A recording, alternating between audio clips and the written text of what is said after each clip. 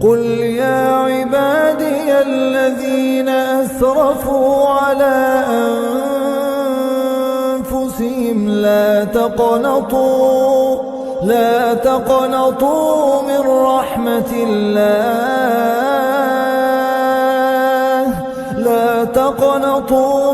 رحمة الله إن الله يغفر الذنوب جميعا إنه هو الغفور الرحيم.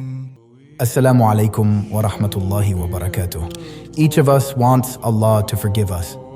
Allah has promised to forgive anyone who asks for forgiveness. It doesn't matter what mistakes you have made. If you sincerely ask Allah for forgiveness, promise not to repeat the mistakes and truly change, Allah will forgive you completely. Satan tries to make you repeat your mistakes, but Allah's plan is for you to keep coming back. No matter how many times you fall, don't lose hope in Allah's mercy.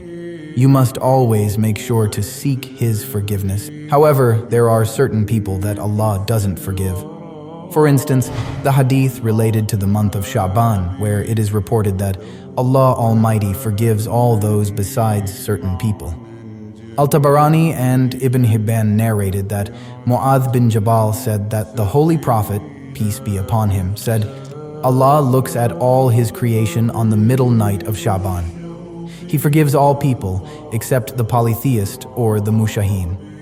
Furthermore, it was narrated by Abu Huraira that I heard Allah's Messenger, peace be upon him, saying, all the sins of my followers will be forgiven except those of the mujahireen, those who commit a sin openly or disclose their sins to the people.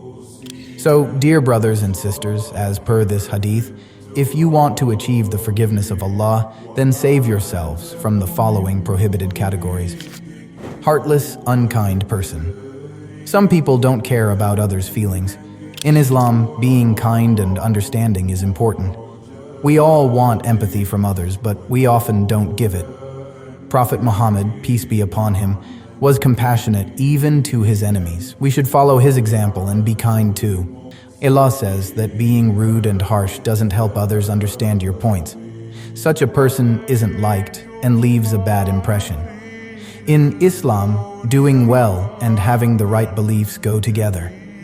The Holy Quran and the Prophet emphasize that the best Muslims are those who believe and do good deeds. Those who become heartless often have their own struggles and attack the world with hostility.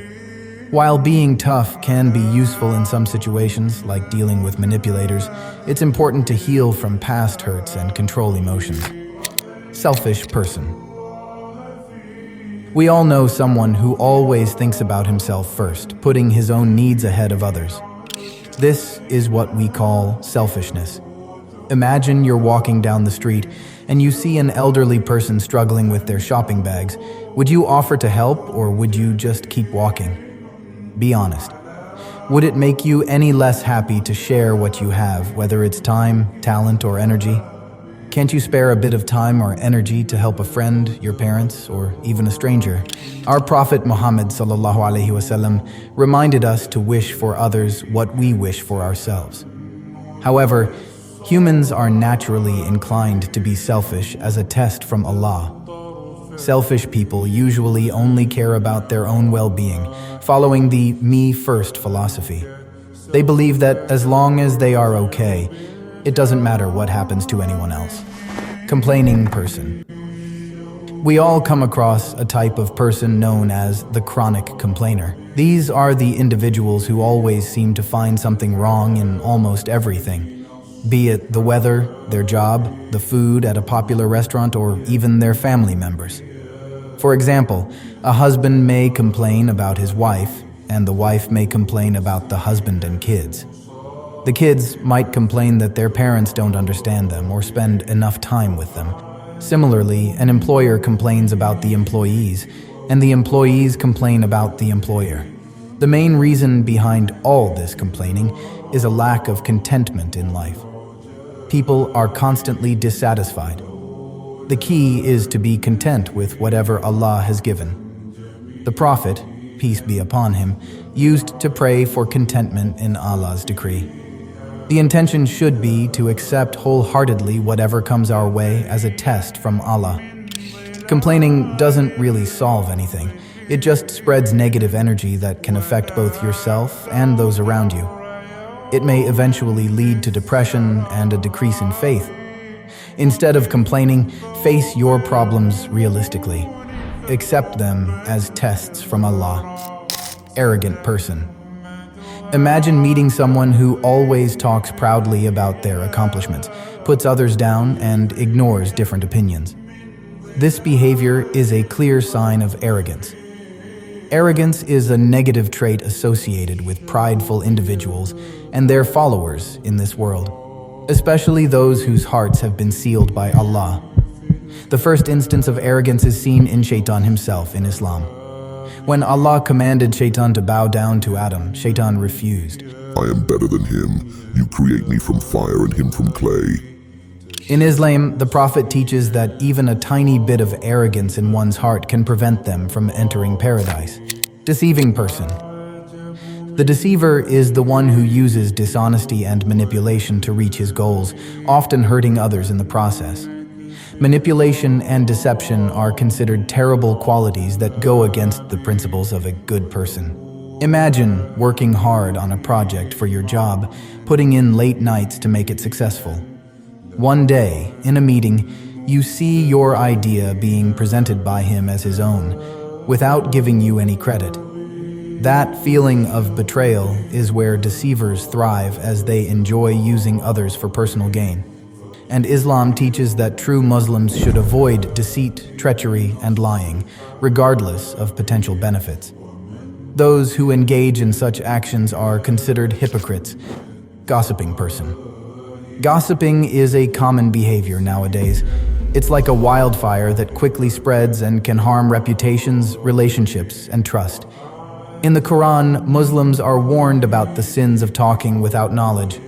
Prophet Muhammad, peace be upon him, set an example on how to deal with gossip and backbiting. He defined backbiting as saying something about someone that they dislike, whether it's true or not. If you unintentionally gossip, remember that Allah sees everything, so speak well or stay silent. In a society where gossip is normalized, it's important to remind others not to gossip. If they don't listen, walk away, which is praised in the Quran. Hating person. Hatred is a strong and harmful force that can break communities apart. It occurs when individuals hold negative feelings like resentment and ill will towards each other. While we may not control the first thoughts that come to our minds, we do have the choice to either ignore or pursue them. It's important to focus on positive thoughts or keep our minds silent. In the Quran, Allah advises believers not to ridicule or hate others, emphasizing equality among all humans. Islam discourages discrimination based on race, color, nationality, or other factors. The religion encourages believers to dislike evil qualities present in some individuals, such as disbelief or hypocrisy, rather than hating the person. Islam acknowledges that humans can experience negative emotions like hatred, but urges followers to control these feelings. Hatred can stem from misunderstandings or differences in opinion. Islam promotes unity and harmony, recognizing human fallibility. However, hurting someone physically, emotionally, or mentally is considered a grave sin in the eyes of Allah. In conclusion, this video emphasizes the importance of seeking forgiveness from Allah and highlights certain behaviors that may hinder one's path to forgiveness. While Allah promises forgiveness to those who sincerely seek it and commit to positive change, the teachings of Islam encourage believers to cultivate virtues such as kindness, contentment, humility, honesty, and positive communication.